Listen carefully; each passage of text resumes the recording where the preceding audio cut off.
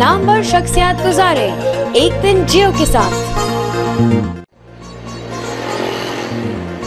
तंजीम इस्लामी के बानी व आलम दीन डॉक्टर स्टार अहमद मस्जिद के साथ मुलिका घर में रहते हैं। उनसे मिलने कुरान एकेडमी पहुंचे तो वो अपने कमरे में अखबार पढ़ने में मसरूफ थे।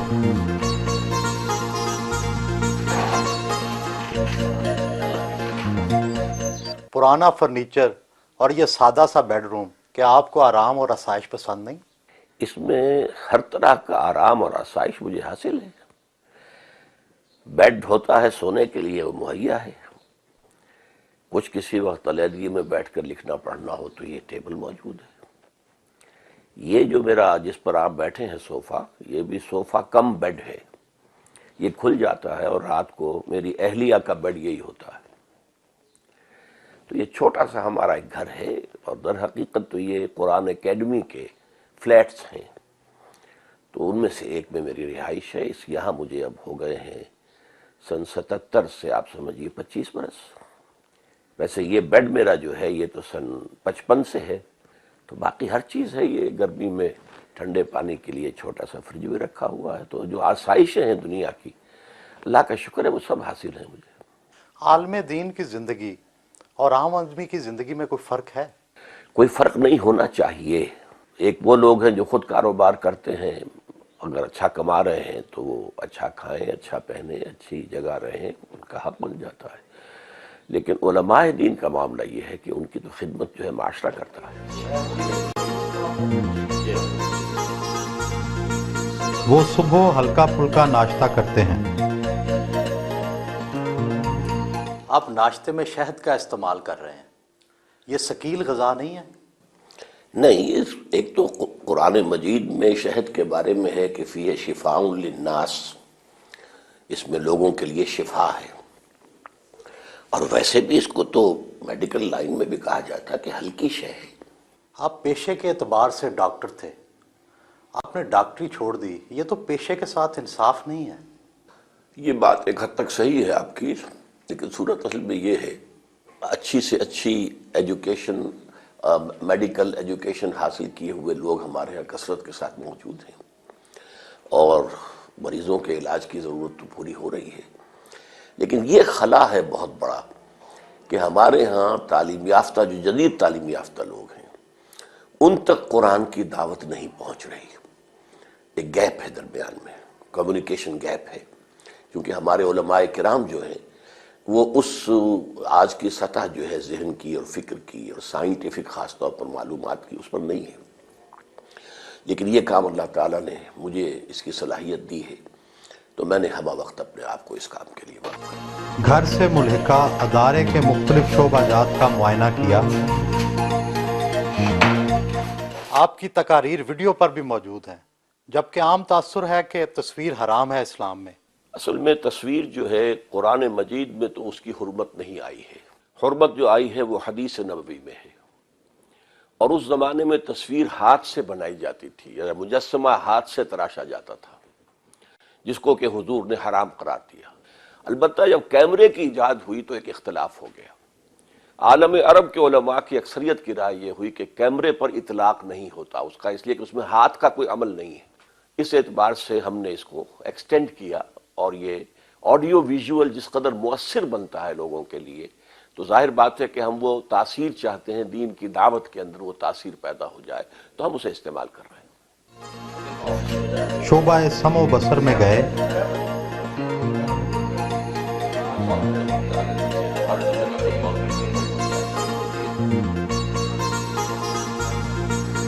और तीसरा कोर्स हमने शुरू किया तर्जुमा कुरान कोर्स बच्चों के लिए, उसकी तादाद पे 1000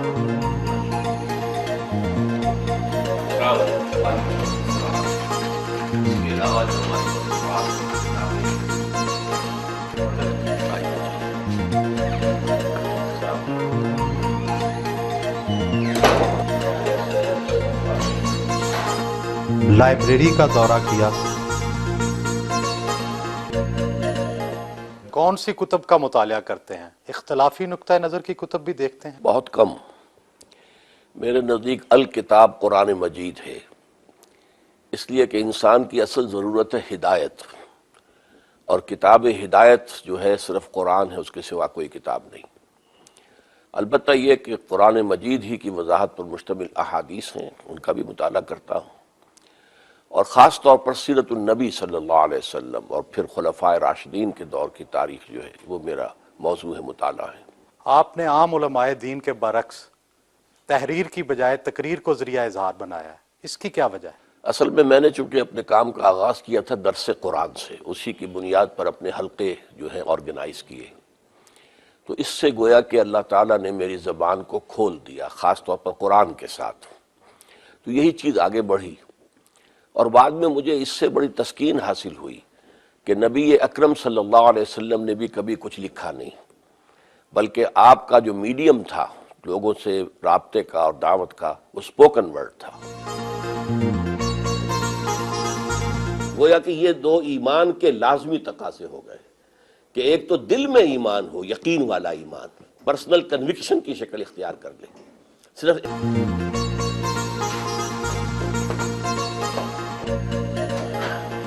دفتر گئے جہاں پر دفتری امور کا جائزہ لیا،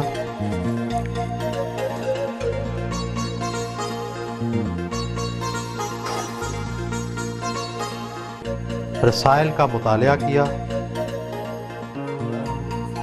وہیں پر خط و کتابت بھی کی۔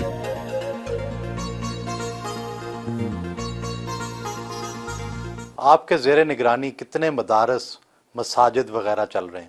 ہمارے زیر نگرانی کوئی مساجد اور مدارس نہیں ہیں۔ ایک قرآن اکیڈمی ہے، ایک قرآن کالج ہے، اس میں ہم گریجویشن کراتے ہیں لوگوں کو، لیکن عربی اور قرآن اس میں ہم نے لازم سبجیکٹس رکھے ہیں۔ ایک ہمارا 1 ایئر کورس چلتا ہے ایڈلٹس کے لیے، کوئی ڈاکٹر ہیں، کوئی انجینئر ہیں، انہوں نے دنیاوی تعلیم حاصل کی ہے لیکن دینی تعلیم سے بالکل بے بہرہ ہیں، تو ہم 1 سال کے لیے انہیں یہاں بلاتے ہیں اور وہ ہم انہیں عربی پڑھاتے ہیں، قرآن پڑھاتے ہیں۔ باقی ہم نے کوئی علیحدہ سے مساجد کوئی تعمیر کرنے کا اپنا منصوبہ نہیں بنایا۔ مساجد تو ہم سمجھتے ہیں جو بھی عام مسلمانوں کی ہیں اسی میں ہمیں بھی نماز پڑھنی چاہیے، ورنہ علیحدہ مساجد بنانے کا مطلب ہو جاتا ہے گویا کہ آپ کوئی ایک نیا فرقہ ایجاد کر رہے ہیں۔ آپ نے دیگر اسلامی جماعتوں کی موجودگی میں اپنی ایک الگ تنظیم قائم کی، ایک 1.5 اینٹ کی الگ مسجد بنائی، تو جب عالم دین ہی اکٹھے نہیں ہیں تو اتحاد امت کیسے ممکن ہے؟ عالم دین بھی اکٹھے نہیں ہیں اور اتحاد امت بھی ممکن نہیں ہے۔ جو چیز ممکن ہے وہ یہ ہے کہ کوئی ایک نئی جماعت ابھرے اور اس کی قیادت کی اپیل اتنی عام ہو جائے کہ لوگ اس کے گرد جمع ہو جائیں۔ جب تک یہ ماڈل دنیا میں نہیں آتا کہ ہم کسی پوری دنیا کو بلا سکیں، آؤ come and see with your own eyes this is Islam, یہ ہم نے قائم کر دیا، آؤ دیکھو اس کی سیاست کیا ہے، اس کی معیشت کیا ہے، اس کی معاشرت کیا ہے، come and see for yourself, اس وقت تک امت مسلمہ کے حالات نہیں بدلیں گے۔ کیا آپ اپنے آپ کو انقلابی رہنما سمجھتے ہیں جس کے گرد سب لوگ اکٹھے ہو جائیں؟ میں اپنے آپ کو ایک انقلابی داعی سمجھتا ہوں۔ یہ اللہ تعالیٰ کی مشیت پر منحصر ہے کہ وہ کس کو کس وقت قبول فرما لیتا ہے اور کس کے لیے پھر عوام کے اندر جو ہے ایک قبول عام کی کیفیت پیدا کر دیتا ہے، یہ اللہ تعالیٰ کا فیصلہ ہوتا ہے۔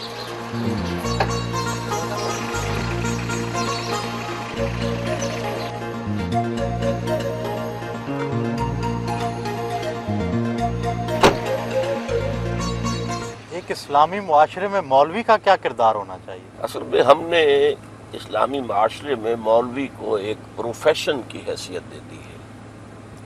اس کی وجہ یہ ہے کہ ہمارے عام لوگ نہ دین پڑھتے ہیں اور نہ ہی بنیادی تعلیمات دین کی سیکھتے ہیں، تو انہیں ایک احتیاج ہے۔ کسی کا باپ فوت ہو گیا، نماز جنازہ پڑھانی ہے تو مولوی چاہیے، حالانکہ اس کے اپنے بیٹے کو اس قابل ہونا چاہیے کہ وہ خود نماز جنازہ پڑھائے۔ کسی بچی کا نکاح ہے، اب وہاں مولوی چاہیے، حالانکہ ہمارے ہاں کوئی مولوی پروفیشن اسلام میں نہیں ہے، کوئی پریسٹ ہوڈ نہیں ہے، کوئی پریسٹ کلاس نہیں ہے، کوئی برہمنزم نہیں ہے، کوئی پاپائیت نہیں ہے۔ تو ہر مسلمان کو اس قابل ہونا چاہیے کہ نماز میں امامت کرے۔ تو اس اعتبار سے یہ پیشہ کوئی اسلام میں نہیں ہے۔ ان کے ادارے کے زیر انتظام خواتین کالج بھی کام کر رہا ہے، جہاں وہ کبھی کبھی لیکچر دینے جاتے ہیں۔ یہ علم کا حاصل کرنا فریضہ ہے ہر مسلمان مرد پر اور علم آدم الاسماء کلہا، تو حضرت آدم کو جو اللہ تعالیٰ نے عمل کی میں تمام اسماء کا علم دے دیا تھا، در حقیقت اس کی ایکسفولیشن ہو رہی ہے، وہ علم کھل رہا ہے، جیسے کہ آم کی گٹھلی میں سے آم کا درخت برآمد ہوتا ہے۔ خواتین کے حوالے سے آپ کا موقف سخت ہے، اس کا کیا خاص پس منظر ہے؟ میرے نزدیک میرا موقف ہرگز سخت نہیں ہے، اسلامی احکام کے عین مطابق ہے۔ اس میں خواتین پر کوئی پابندیاں نہیں ہیں، بلکہ خواتین کے لیے دائرہ کار علیحدہ رکھا گیا ہے۔ وہ پڑھیں لیکن ان کے مدارس علیحدہ ہونے چاہیے، لڑکوں اور لڑکیوں کی مخلوط تعلیم نہیں ہونی چاہیے، کالج ہوں، یونیورسٹیز ہوں۔ تو یہ اصل میں چونکہ مرد اور عورت کے درمیان، اور خاص طور پر نوجوان مرد اور نوجوان عورت کے درمیان، اللہ تعالیٰ نے ایک بڑی فطری کشش رکھی ہوئی ہے، اور اس کو آپ کو معلوم ہے کہ فرائڈ تو یہاں تک کہتا ہے کہ سب سے بڑا ہی انسان کا موٹیو جو ہے، سب سے زیادہ پوٹنٹ، وہ سیکس ہے۔ تو اس کو کنٹرول کرنے کے لیے کہ اس میں کوئی جو ہے انارکی پیدا نہ ہو جائے، بدنظمی نہ ہو، آوارگی نہ ہو، تو یہ احکام دیے ہیں، اور پردہ ہے، مخلوط معاشرت سے روکا گیا ہے، کورنگ آف دی باڈی کے احکام ہیں، عورت کے لیے علیحدہ ہے، مرد کے لیے علیحدہ ہے۔ کیا عورت کے چہرے کا پردہ لازم ہے؟ ہاں، میرے نزدیک نامحرم کے سامنے وہ کھلے چہرے کے ساتھ نہیں آ سکتی۔ ایک تو ستر ہے، اس کا پورا جسم ڈھکا ہونا چاہیے سوائے چہرے کی ٹکیا، سوائے ہاتھ کلائی سے نیچے اور پاؤں ٹخنے سے نیچے۔ نماز ظہر ادا کی،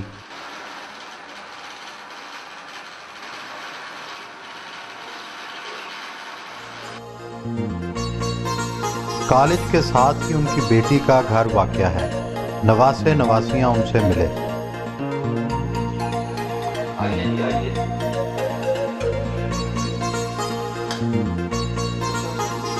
بچوں کے ساتھ دوپہر کا کھانا کھایا۔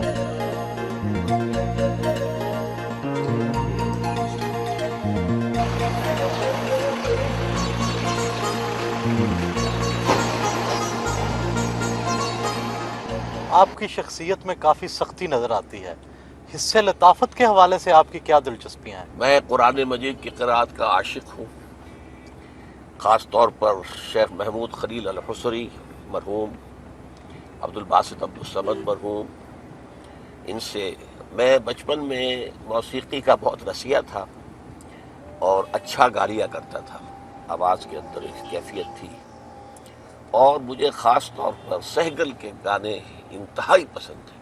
یعنی یوں سمجھیے کہ کوئی میلوں دور سے بھی سہگل کی آواز آ رہی ہو تو میرا جو اینٹینا ہے کان کا اس کو کیچ کر لیتا تھا۔ پھر میں نے رفتہ رفتہ پھر اپنی شعوری زندگی کا جب آغاز ہوا ہے تو اس کو سبسٹیچیوٹ کیا میں نے قرآن مجید کی تلاوت سے۔ ڈراموں اور اداکاری کے حوالے سے آپ کی کیا رائے ہے؟ ڈرامے دیکھتے ہیں؟ ڈرامے میں میرے نزدیک یہ جو انسان کردار اختیار کرتا ہے مصنوعی، ایک آپ کا اپنا کریکٹر ہے، اور ایک کریکٹر آپ اپنے اوپر اوڑھتے ہیں، وہ مصنوعی کردار ہے آپ کا۔ میرے نزدیک اس کے نتیجے میں اس اداکار یا اداکارہ کی اپنی شخصیت ختم ہو جاتی ہے۔ تو انسانی شخصیت بڑی قیمتی شے ہے، اسے پرزرو ہونا چاہیے، ڈیولپ ہونا چاہیے۔ میرے نزدیک سینما یا ٹیلی ویژن کا اصل رول جو ہے وہ ہونا چاہیے واقعات کی عکاسی۔ کوئی واقعہ ہوا ہے اس کو آپ ڈاکومنٹریز کے ذریعے سے اور ایجوکیشن کے پرپزز کے لیے اس کو استعمال کیا جائے۔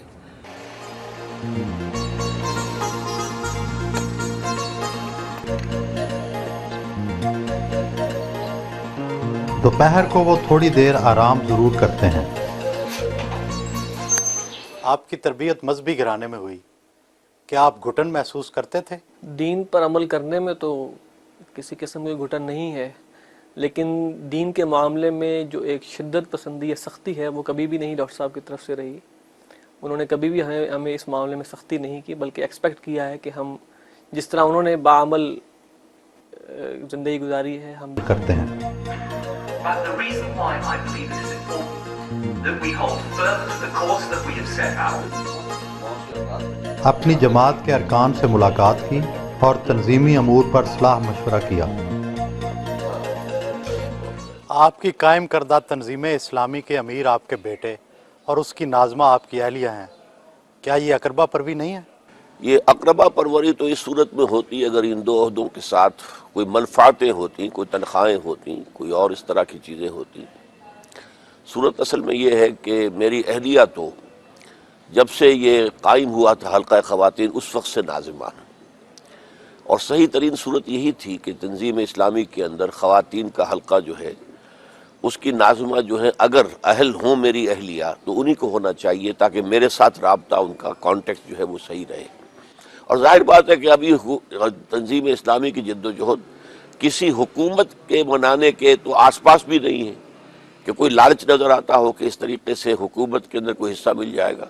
ابھی تو بڑی لمبی جد و جہد ہے اور اس میں قربانیاں ہی دینی ہیں، تو اس کے اعتبار سے اس کے اندر صرف سے کوئی حرج نہیں ہے کہ بیٹے کو نامزد کیا جائے۔ انہیں بچوں سے بہت پیار ہے، شام کو پوتی اور پوتے کے ساتھ وقت گزارتے ہیں۔ آپ کو اپنے والد کی کون سی خوبی پسند ہے اور کون سی خامی نظر آتی ہے؟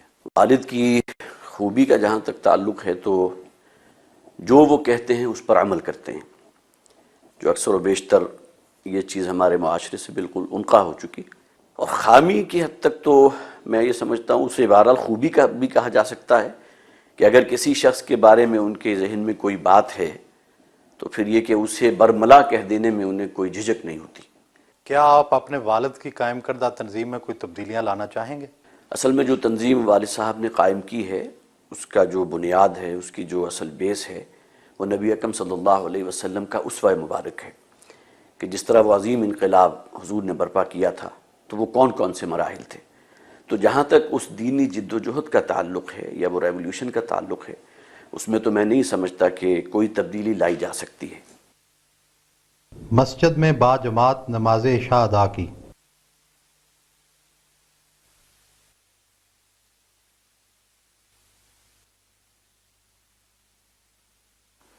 آپ کے اور آپ کے دادا میں 2 جنریشنز کا گیپ ہے، تو خیالات میں بھی فرق ہے؟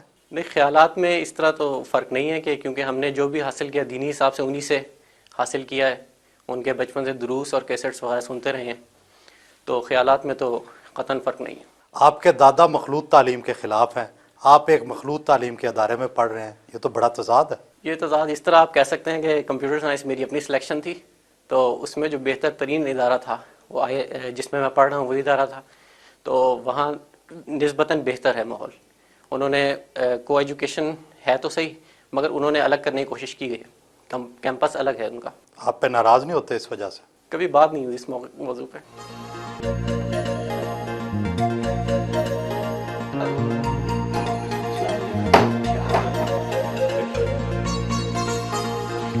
رات کے کھانے کا انتظام ان کے بیٹے کے ہاں تھا۔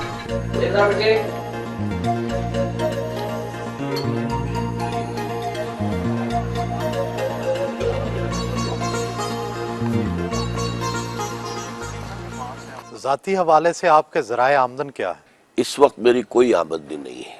انجمن خدام القرآن نے مجھے رہائش پرووائڈ کی ہے، اور رہائش کے ساتھ ساری اس کی سہولتیں جو ہیں وہ بھی ہیں، اور میری ساری کتابیں، میرے سارے آڈیو ویڈیو یہ سب انجمن کے پاس ہیں۔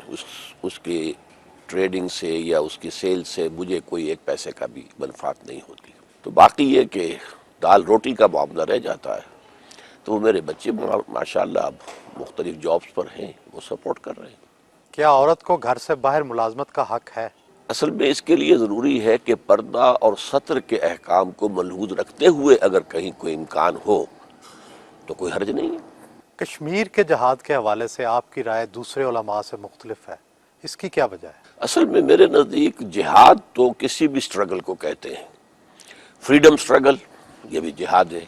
یہ جو کچھ آج کل ہو رہا ہے یہ ہم جہاد کے لفظ کو استعمال کر لیتے ہیں، تو کشمیر کا معاملہ بھی یہ ہے کہ یہ کشمیر کے لوگوں کو ہندوستان سے آزادی حاصل کرنے کی جد و جہد کرنے کا حق حاصل ہے، لیکن اس میں بھی ایک رائے ہو سکتی ہے۔ میری رائے یہ ہے کہ اگر وہ ہتھیار نہ اٹھاتے تو بہتر تھا، پولیٹیکل موومنٹ لے کر چلتے۔ پولیٹیکل موومنٹ میں اگر کوئی 1 لاکھ کا جلوس نکلے اور اس کے اوپر فائرنگ ہو اور 100 آدمی مارے جائیں تو اس کا پوری دنیا کے اندر ایفیکٹ جو ہوگا وہ بہت مختلف ہوگا۔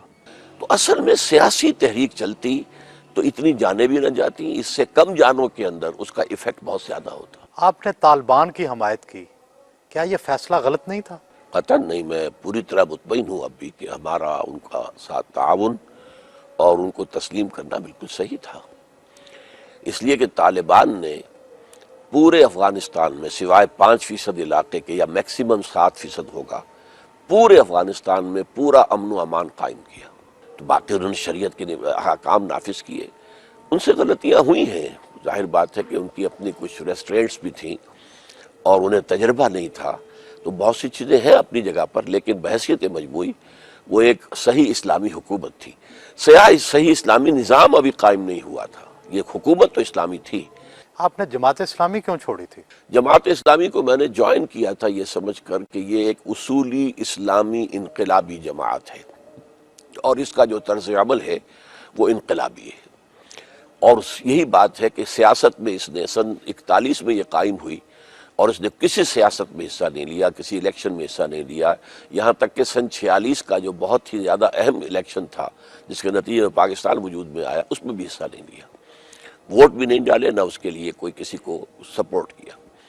پاکستان میں آ کر انہیں محسوس ہوا کہ یہاں اب پولیٹیکل جو ہے ویکوم ہے، اور ہم ذرا پاکستان کا جو نعرہ تھا، پاکستان کا مطلب کیا، لا الہ الا اللہ، اسے ہم اون کر کے تو ہم اگر انتخابات میں آئیں تو جلدی ہم اقتدار پر پہنچ جائیں گے.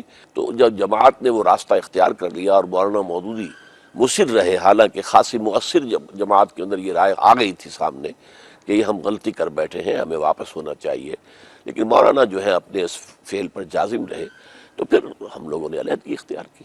آپ اپنی زندگی کی تمام تر جدوجہد کے باوجود کوئی انقلاب نہیں لا سکے، کیا آپ اپنے کام سے مطمئن ہیں؟ میں اپنے کام سے بالکل مطمئن ہوں. انقلاب روز روز نہیں آیا کرتے. یوں سمجھیے کہ انبیاء کرام میں سے بھی صرف ایک شخصیت ہے حضور صلی اللہ علیہ وسلم کی جن کے دست مبارک سے ایک انقلاب برپا ہوا، اور یہ انقلاب ایک مرتبہ اور آنا ہے جس کی خبر دی ہے محمد الرسول اللہ صلی اللہ علیہ وسلم نے، اور وہ جب ہوگا تو پوری دنیا پر خلافت کا نظام قائم ہوگا. لیکن یہ انقلاب میرے نزدیک کئی نسلوں میں مکمل ہوگا. اب ان کے آرام کا وقت تھا جس پر ان سے اجازت لی.